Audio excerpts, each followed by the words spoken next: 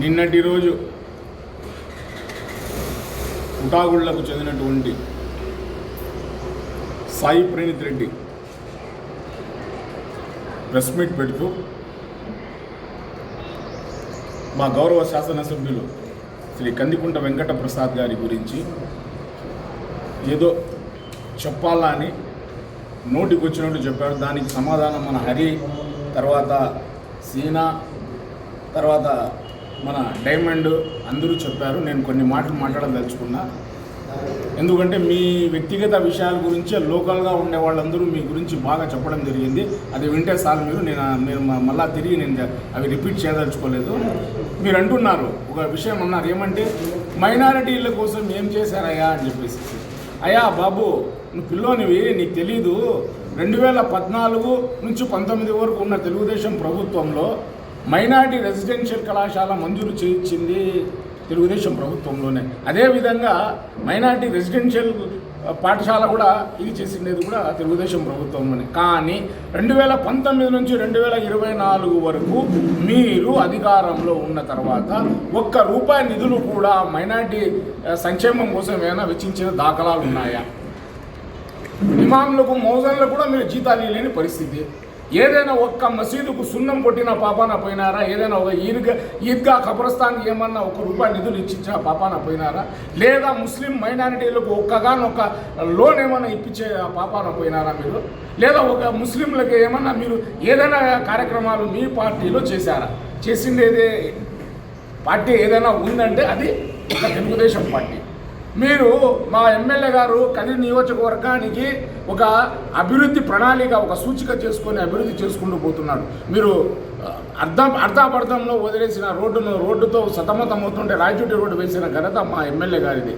అదేవిధంగా గాండ్లపెండకు నదీ జలాలు, హంద్రీనీవా నదీ జలాలు తీసుకొచ్చిన ఘనత మా ఎమ్మెల్యే కందికుంట గారిది.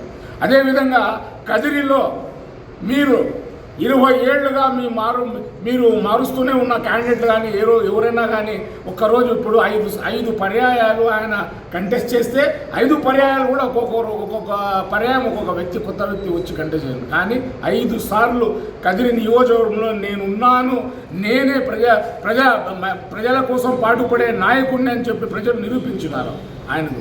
ఏదైనా ఇప్పుడే చెప్పారు రాజశేఖర్ బాబు, ఏదైనా నాయకుడు రెండోసారి గెలిచిండే దాఖలాలు లేవని. కానీ ఆయన మైనార్టీల పక్షపాతి, ఆయన హిందువుల పక్షపాతి, ఆయన క్రిస్టియన్ల పక్షపాతి. నాకు కులం మతం అనేది లేదు, నాకు అభివృద్ధి కావాలా అనేది, టెంపుల్ టూరిజం సర్క్యూట్ను డెవలప్ చేయాలా అనే సంకల్పంతో ఈరోజు 40 లక్షలు 50 లక్షలు ఉన్నటువంటి శ్రీ ఖాదీ లక్ష్మీనరసింహస్వామి దేవస్థాన ఆదాయాన్ని ₹1,00,00,000 తీసుకుని వచ్చినట్టు, 1,00,00,000 దాటిచ్చినటువంటి వ్యక్తి ఆయన.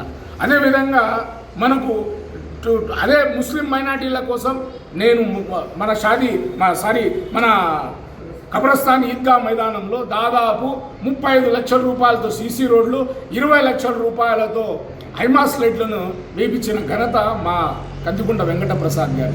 ఎక్కడయ్యా మీరు చేసినది? మీరు 4 ఏళ్ళు అధికారంలో ఉన్నారు, మీరు 5 ఏళ్ళు అధికారంలో ఉన్నారు. మీరు వైసీపీ వాళ్ళు ఏ రోజైనా పట్టడు మన్నం గంప ఇసురు ఎక్కడన్నా వేసారేమో? కబ్రస్థాన్ కానీ, ఈద్గా కానీ, ఏదైనా వీధులు కానీ కదిరి పట్టణంలో అభివృద్ధి చేసినది కందికుంట వెంకట ప్రసాద్ గారు 2 సంవత్సరాల క్రితం వచ్చిన తర్వాత ఏదైనా అభివృద్ధి జరిగింది. ఆ అభివృద్ధి పైన మున్సిపాలిటీలో ఏం జరిగినా అనేది అది తర్వాత చెప్తాను. నేను ఇప్పుడు చెప్పే సమయం కాదు అది.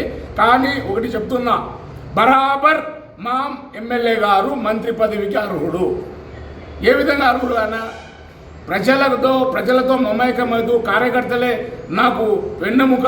25 ఏళ్లుగా నన్ను ఈ నియోజకవర్గం నన్ను ఒక బిడ్డలా చూసుకుంటా ఉంది అని చెప్పేసి ఉండే నాయకుడు మా కందికుంట వెంకట ప్రసాద్. తెలుగుదేశం పార్టీలో 7 మంది ఉన్నారు. 7 మంది ఎవరైనా ఒకరు చెప్తారని ఎవరే ఆయన చెప్పాల్సిన అవసరం? ఆయన పనితీరు ఆయనకు సూచిక, ఆయన పనితీరు ఆయనకు కొలమానం. ఆయన మంత్రి కావడానికి అర్హుడు. ఆయన ఖచ్చితంగా బరాబర్ మంత్రి అవుతాడు. అయితే నీకేం నష్టం? మంత్రి కాకూడదా? అంటే నువ్వు చెప్తే మంత్రి కావాలా, లేకపోతే మంత్రి కాకూడదా? ఎవరే నీకు చెప్పింది ఇవన్నీ? మంత్రి పదవి కోసం, మంత్రి పదవి వచ్చినా రాకపోయినా కందికుంటే దాంట్లో మార్పు ఉండదు. అధికారంలో లేనప్పుడు కూడా మీతో పోరాడే, అధికారం ఉన్నప్పుడు కూడా పోరాడతాడు. దాంట్లో పోరాడే పటిమాను ఎక్కడ ఏమాత్రం కొంచెం కూడా తగ్గదు అని చెప్పేసి ఈ సందర్భంగా మీకు తెలియజేసుకుంటున్నా. ఇది కానీ ఎక్కువ మాట్లాడాలి అని మీరు ఎక్కువ నోరు జారి ఏది అది మాట్లాడితే ఇంకా ఎక్కువగా మాట్లాడాల్సి వస్తుంది. భద్రం ఖబర్దార్ మాట్లాడదు. నువ్వు పిల్లోనివి, నీకు రాజకీయ భవిష్యత్తు ఏందో, రాజకీయంలో నువ్వు రావాలనుకుంటాడో ఏదో నువ్వు రాజకీయాల్లో రావాలనుకుంటే ప్రజా అభివృద్ధి సంక్షేమ కార్యక్రమాల గురించి అడుగు. మా కుటారులకు ఇది కావాలా, లేదా మా 5వ వాడికి ఇది కావాలా, లేదా మా కదిరి పట్టణానికి ఇది కావాలా అని అడుగు. మైనార్టీల సంక్షేమం కోసం, మైనార్టీల కోసం పాటుపడిండే ప్రభుత్వం ఏదైనా ఉంది. దుల్హన్ పథకాన్ని కానీ దుల్హన్ పథకం పెట్టి మీరు లక్ష రూపాయలు ఇస్తామని చెప్పినారు. అది ఇప్పుడు 10వ తరగతి పాస్ అయితే నిబంధన పెట్టారు. బీడీ కార్మికుడు 10వ తరగతి పాస్ చేస్తారయ్యా, జట్టా కార్మికుడు 10వ తరగతి పాస్ చేస్తాడయా, కొలిమి పని చేసే వాళ్ళు 10వ తరగతి పాస్ చేస్తారు. ఆడబిడ్డలు వాళ్ళ జీవితంలో వాళ్ళు గడిచేదే బరువు అవుతుంది. అటువంటి దానికి నువ్వు ఆంక్షలు పెడతావా? ఊరికి ఏదో చేయాలా అని చెప్పేసి. దుల్హన్ పథకం ఇచ్చిన ఘనత తెలుగుదేశం పార్టీదే. మైనార్టీలకు తోఫా ఇచ్చిన ఘనత తెలుగుదేశం పార్టీదే. మైనార్టీలకు ఎస్సీ ఎస్టీ బీసీ మైనార్టీలకు రుణ సదుపాయం కల్పించిన ఘనత తెలుగుదేశం పార్టీదే. ఏదైనా కుల మతాలకు అతీతంగా అభివృద్ధి చేసిన పార్టీ ఏదైనా ఉందంటే అది ఒక తెలుగుదేశం పార్టీనే. అది కదిరి నియోజకవర్గంలో కులాలకు మతాలకు కాదు, ప్రజల కోసం పాటుపడే ఏకైక నాయకుడు కందికుంట వెంకటప్రసాద్.